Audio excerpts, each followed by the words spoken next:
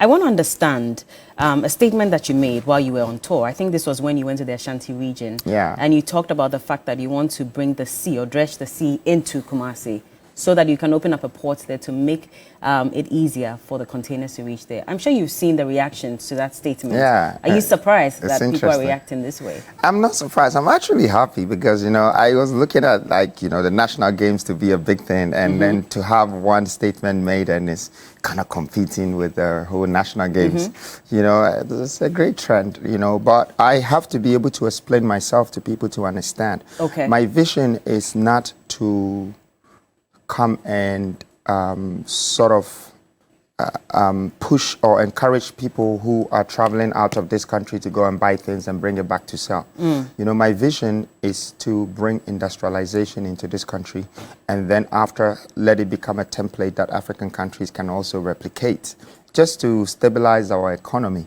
Now, if you're talking about industrialization, you're going to see that one of the main things that is needed is logistics. And logistically, our country has only roads to deal with. Yeah. When you go to anywhere in the world, Asia, Europe, everywhere, they have railways and they have the water bodies. Yeah. It's called water transportation.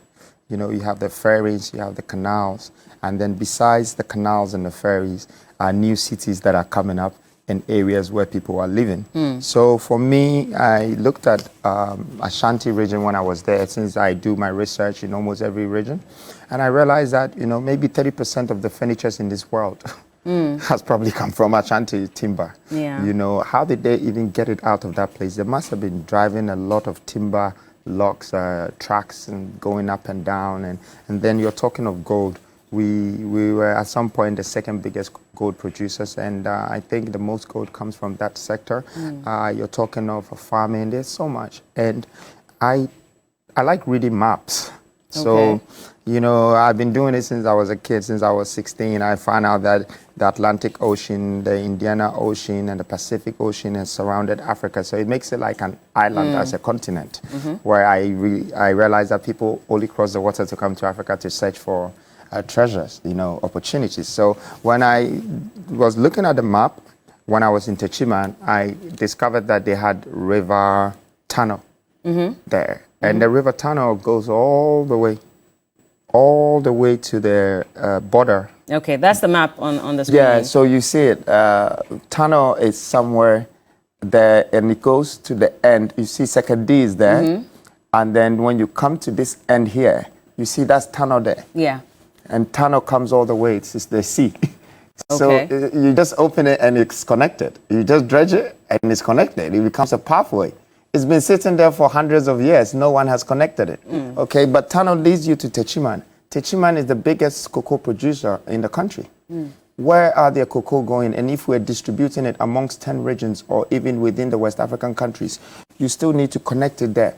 Now, on the way from Kumasi to Takrade, you will see River Pra and Oti. And you see these two rivers are very close and they connect. There's the Ankroba River, you see? So they are all there, but we just haven't dredged to connect them. So when you look at Second D or Cape Coast, look at the Pra. It's connecting to Cape Coast. All that edge that you're seeing there, that black edge, is the sea. So that's what you meant by saying that you were going to bring the sea to Kumasi. Of course. But it was going to go through where? Techiman or where exactly? It would take the river bodies. It would take the water bodies. That's what dredging is about. The dredging has to meet another water. You know, it's like you are taking debris and you're opening the space so the water can flow. And you might cut through a path to extend it. So some of it might have a little breakages, like you see where Pra is. Yes. Pra is coming all the way to Sikandi. And you see, if you see Pra, you see that it's crossing through Kumasi.